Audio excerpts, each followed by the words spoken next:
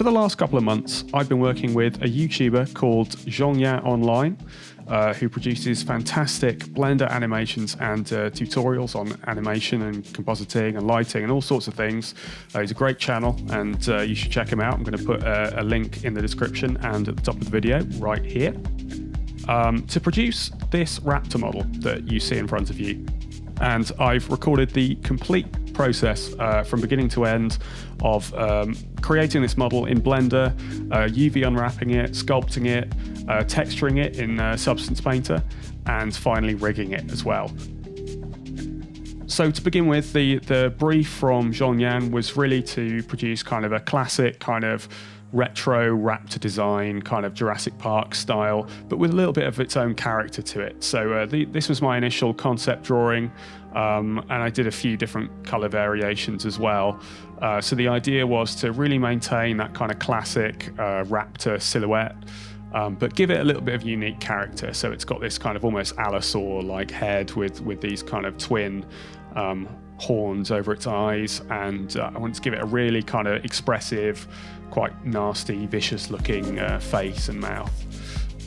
So from that I produced this side-on sketch, which is what I then based the rest of the model from, and you'll see me bring this into Blender as a reference image, and then I start modeling. So here we are in Blender, there's that reference image, and for dinosaurs and creatures, what I usually end up starting off with is a circle with 24 sides, and I kind of extrude that circle out, as you can see, and get the kind of shape of the body first of all, before worrying about things like adding symmetry. So by here, I've added a mirror modifier, I've deleted half the mesh on one side so that I can work more easily with the mirror, and then I'm adding those horns, you can see, leaving a hole for the eye socket.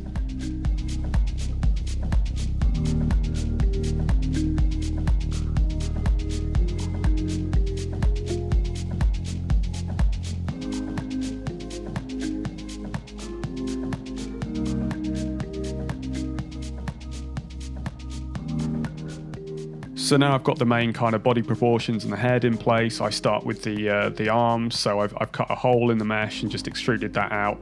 Very simple kind of modeling, and I do the same with the legs as well, extruding out from the thighs and then pulling the leg itself down from that.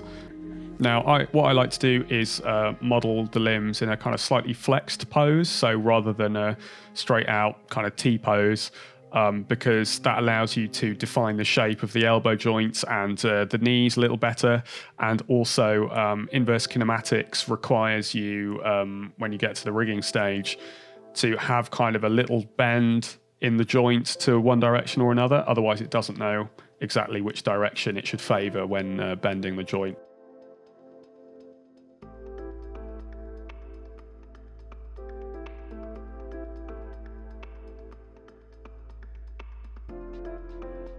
So here I am, just adding the kind of sickle claw on the foot. Again, extruding that out in exactly the same way I did the arms and legs, and then working on the claws here in isolation.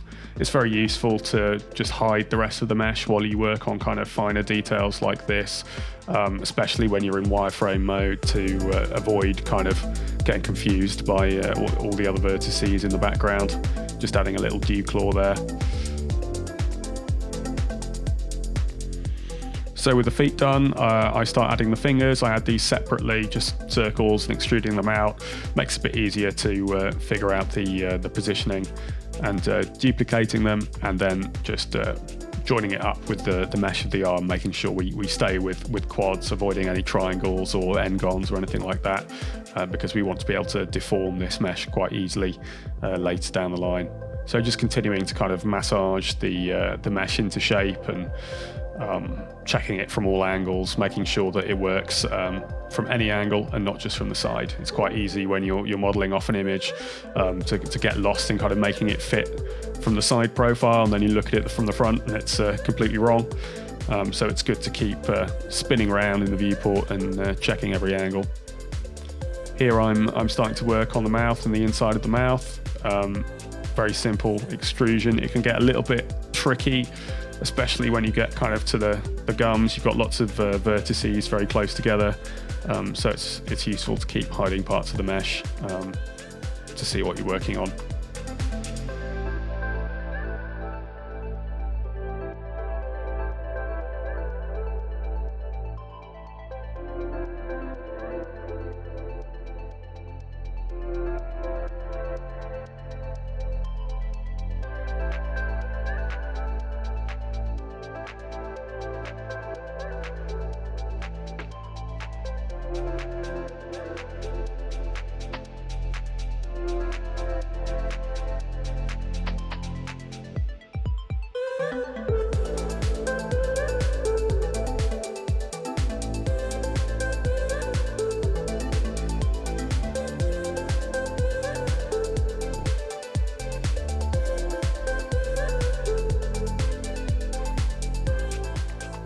So now adding the teeth, I just add one initially and I UV unwrap it so that I don't have to do that later and think about adding seams to all of these tiny little pieces.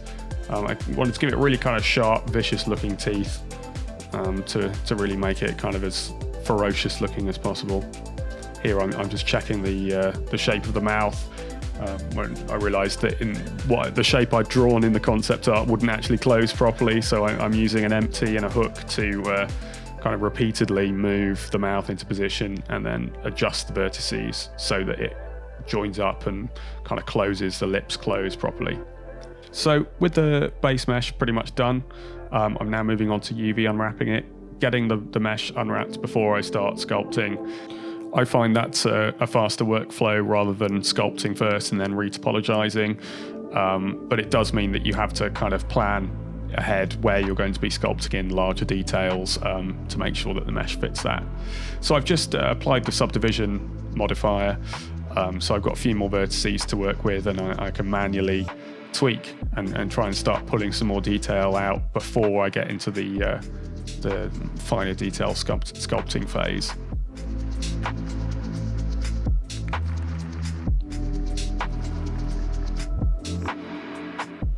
So you can sort of imply a lot of detail and create the impression of detail, and just by pushing and pulling vertices about without having to go insane with the kind of resolution of your sculpt.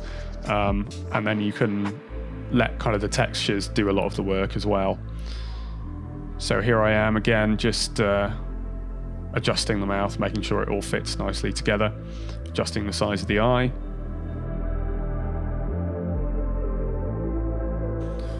So now I've applied that second subdivision surface level, and I'm starting sculpting properly with the just sculpting in the larger details. So there's scutes running along the back, the kind of broader muscle definition, any places where the bone is kind of pushing against the skin's very thin, so you see that on the hands, on the knuckles, on the toes, and on the ankles especially, and also a little bit on the face, really dialing in the kind of personality on the face and the larger details. It's very tempting to jump in and just start adding scales everywhere and fine detail, but you really want to make sure that your larger forms are there first. I also like to just keep viewing the sculpt with different materials, different matte caps and rendered as well, just to make sure that what I'm doing works in all different lighting. If you stick with just one matte cap, you will kind of end up sculpting for the shadows and the shading of that matte cap specifically, which might not necessarily lend itself to a different lighting scheme.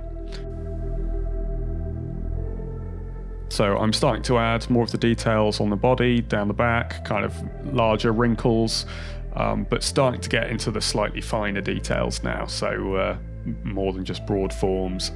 I think I must have added another subdivision level here, just to get some more detail in.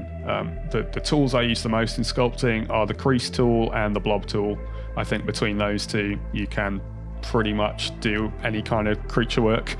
The crease tool is especially useful because it pinches the geometry together, so you can use that to get much kind of crisper details without needing to bump the number of vertices up incredibly high. So you can kind of pull the vertices together in certain places and kind of stretch them apart in others to get a nice contrast between kind of smoother areas and your creases.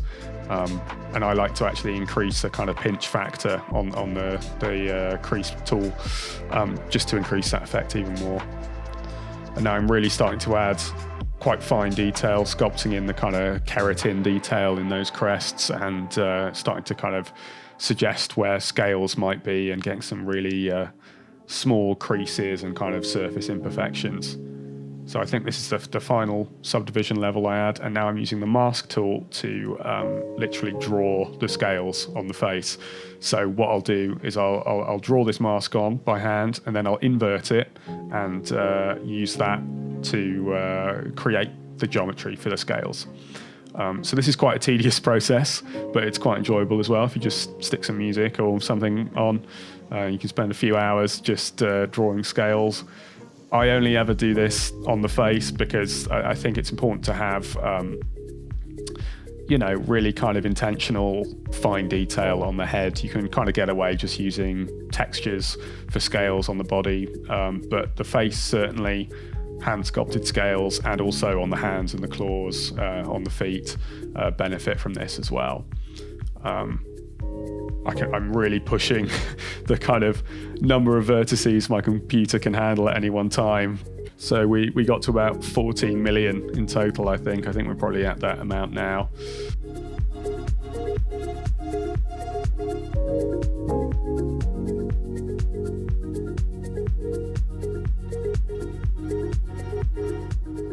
And at this point, I'm also starting to add just a little bit of asymmetry to the sculpt. You don't have to do a completely asymmetrical sculpt, that'd be a bit insane, but just making sure the scales kind of down the midline aren't perfectly symmetrical so that when you look at it head on, there isn't an obvious mirrored effect. And again, on the top of the head, adding these kind of feature scales and giving it a kind of unique asymmetrical pattern, so that when you view it, it creates more of an illusion of it being kind of a real animal and not kind of a digital sculpture.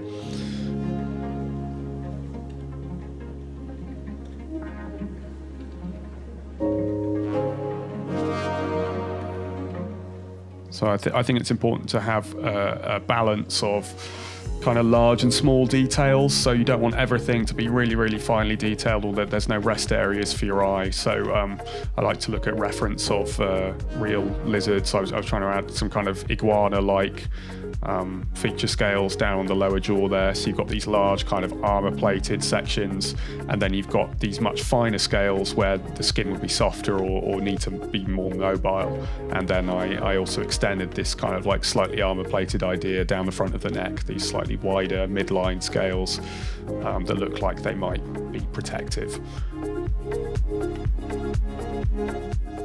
Now, it's always difficult to know exactly where to stop with these high-resolution scales, but I decided to call it there, and here I am inverting the mask, and then I can just use the layer tool, brush over it, and you can see you very quickly get this lovely scale effect. And now with that mask still applied, I can go in and add finer detail specifically to the scales with the sculpt brush and other brushes.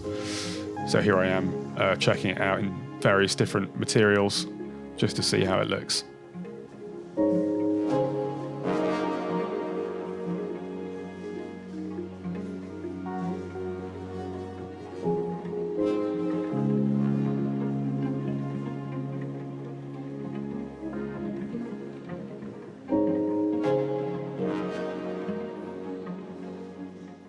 So also, I like to use the blob tool with some jitter applied, just to add a bit more random texture to the skin. I use that same masking trick here to add these kind of armor-plated scutes down the body.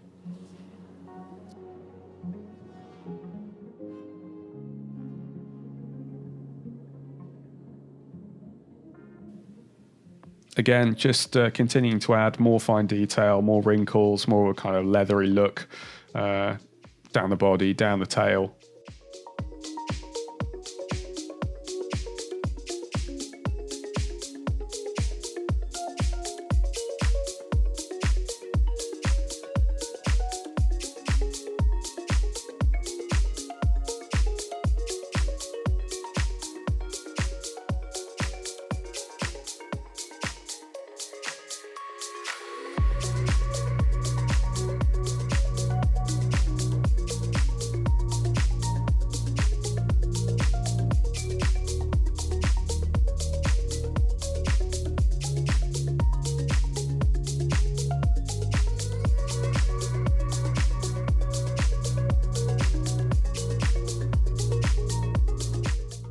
So here I'm using the layer tool with some random jitter applied again to kind of suggest scales over the body, just break up that flat surface so it's not completely smooth.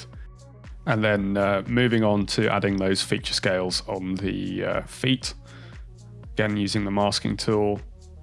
It's quite a tedious process, but quite satisfying when you see it all come together in the end.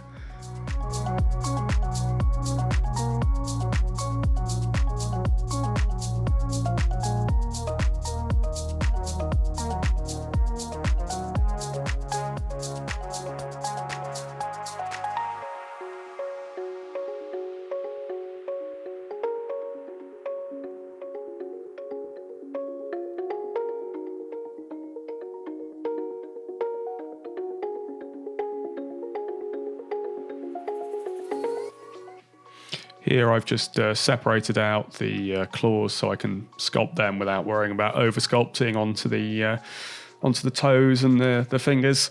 It can be quite difficult. And also at this point, I should mention I've converted the sculpt into a multi-res sculpt. So when you have a really highly subdivided mesh, you can actually use the multi-resolution modifier to kind of rebuild the lower levels from that, so long as it's possible to do so using unsubdivision.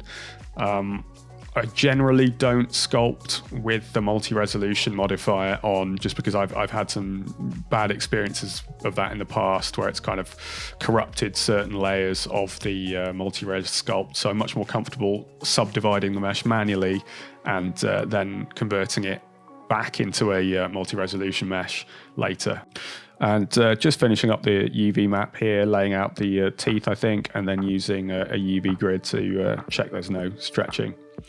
So now we've brought the model into Substance, baked a normal map and a cavity map, and just using some smart materials initially to start getting a sense, kind of bring out some of the detail in the model, in the texture. Using masks to separate out the teeth, the inside of the mouth, that sort of thing.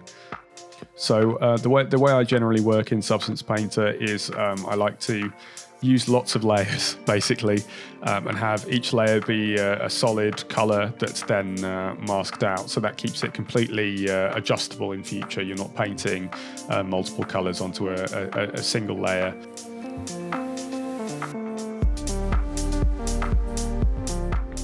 So I'm just continuing to layer up more patterns and more details on top.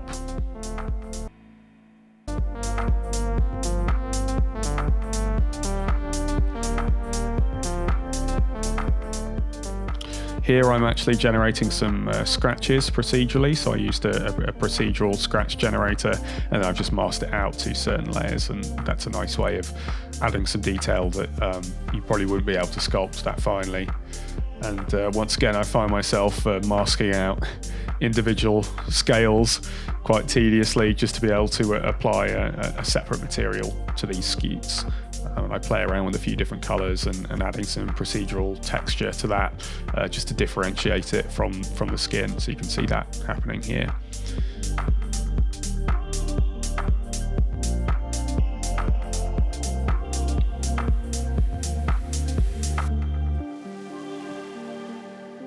So here I'm just trying to figure out kind of a procedural scale texture. I think I used like a Voronoi cell fracture in the end, just quite small, and then I paint a mask so that it doesn't overlap with where I've painted or where I've sculpted the high resolution detail on the face.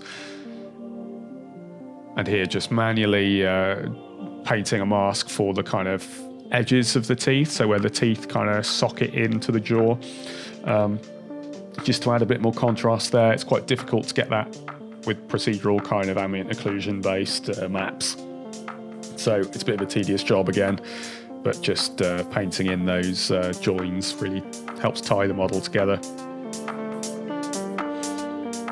So we're pretty much there now, just previewing it in different lighting and in kind of flat shading. Adding some final layers of stripes and surface detail. I give the claws a separate material. I think this is mostly procedural. I end up, again, painting the outlines where they kind of connect with the toes and the fingers, and then picking out detail on these scales on the feet.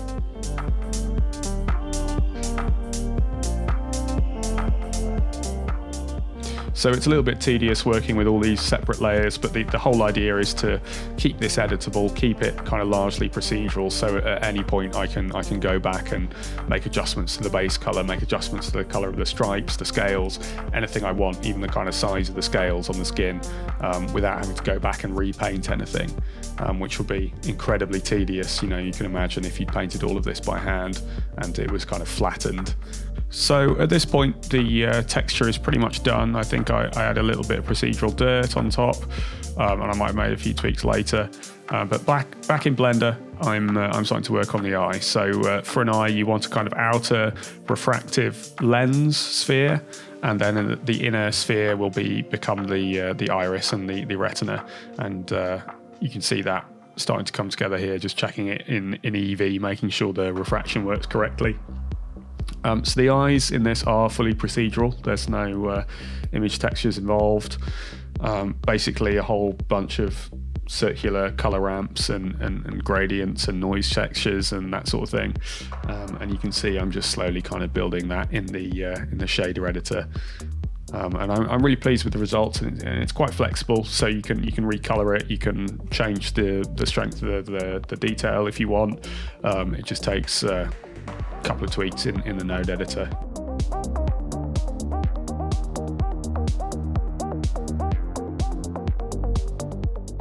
So there we go, just adding a shape key to control the dilation and the constriction of the pupil, and the eye is pretty much done.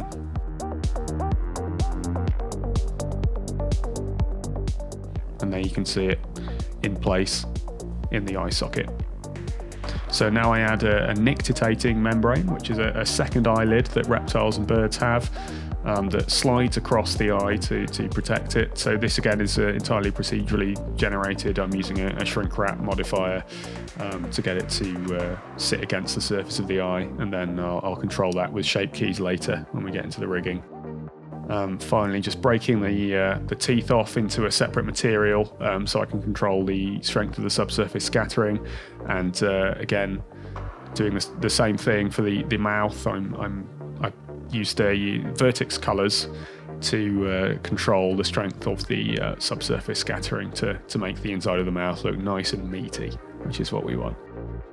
So now I'm moving on to the rigging. So the model is done. I like to work with the stick bones. Makes it a bit easier to see initially how you're setting things up, and just creating the basic rig. I also add these kind of jiggle bones to affect the deformation of kind of soft parts of the body. So I add some under the neck and under the tail, and also on the kind of more muscular parts of the arms and legs, so that you can go in and manually animate some kind of false physics simulation, I guess. And then moving into weight painting, this is always probably my least favorite part of the modeling process. Just trying to get all the deformation right, ensuring there are no kind of stray vertices assigned to bones that they shouldn't be. So there's a lot of just going in, painting, grabbing the bone, moving it off to kind of extreme positions, then adjusting the weight paint again. It's useful to work in the wireframe view, which I'm not in at the moment, but in a second you'll see I go into a wireframe view. You can see the colours more easily, but I mean there's not much more to add on that. It's just quite a tedious task of going through every single bone, making sure it's all weighted correctly, checking the model in different poses, and ensuring that everything behaves as it should do. Getting the eyelids to sit together correctly is always a tough one. In fact, it's probably better to model the eyelids closed, so that you can then open them and make it easier to work with the weight there.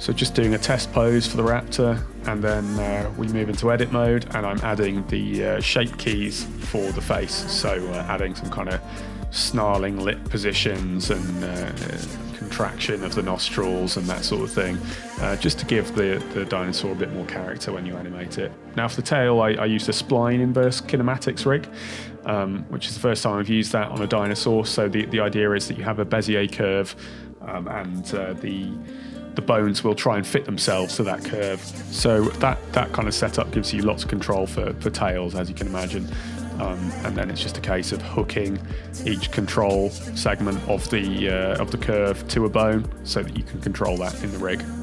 And here what I'm doing is I'm adding some simple controls for the toes so that you have a single bone that will control the rotation of all 3 toe bones to make it easy to kind of curl the toes and the fingers and that sort of thing.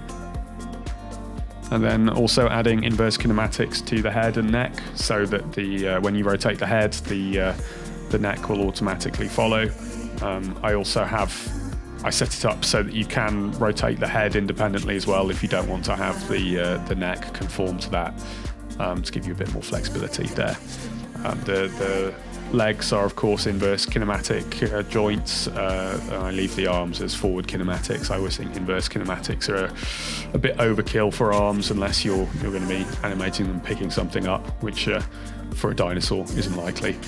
So here I'm adding custom bone shapes, which is a really powerful tool to make your rig look a lot more professional and also make it a lot more easier to use for the end user. So trying to create the least cluttered experience possible for using the rig, so it's kind of intuitive as to what bone does what. And I think by the end, every single bone that you'll directly interface with that isn't kind of a helper bone or on a protected layer does get a custom bone shape, which I think just makes the whole experience of using the rig a lot nicer.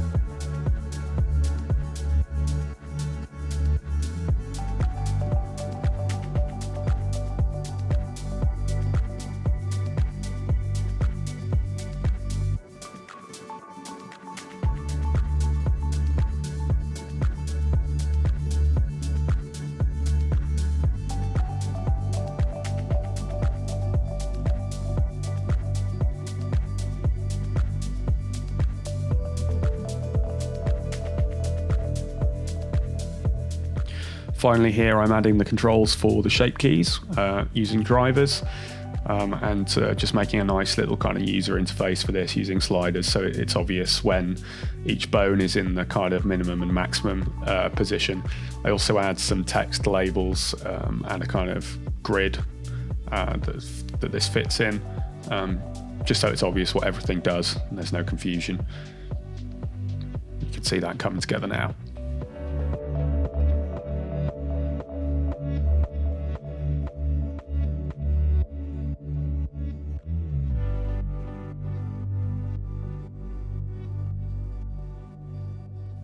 So that's the rig pretty much finished. I like to color code my rigs using bone groups.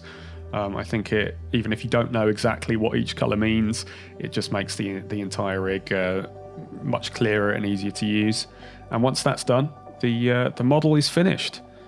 So I'm really happy with how this model came out. It's the first dinosaur I've done in a couple of years now, so I was really pleased when Zhongyan approached me about it, and I think he's happy with the model too. I've seen an animation he's done. He's got that on his channel, and I know he's got a tutorial for that coming out. I'm especially pleased with how the sculpt came together and also the rig. I think it's the best rig I've personally ever done, and I think rigging is the thing I'm always trying to kind of improve on the most, to kind of make the experience of animating the model for the user as pleasant as possible. So hopefully you like the model. If you'd like to try it out for yourself, you can purchase it over at Zhongyan's Blender Market page. I'll put a link to that in the description. I hope you found this video useful. I know it's incredibly sped up because this was a very, very long process, but hopefully it gives you an idea of my kind of workflow and how to kind of approach a project like this. If you do buy the model and use it for anything, please do share it with me. I'd love to see what you do. And yeah, I'll see you in the next one.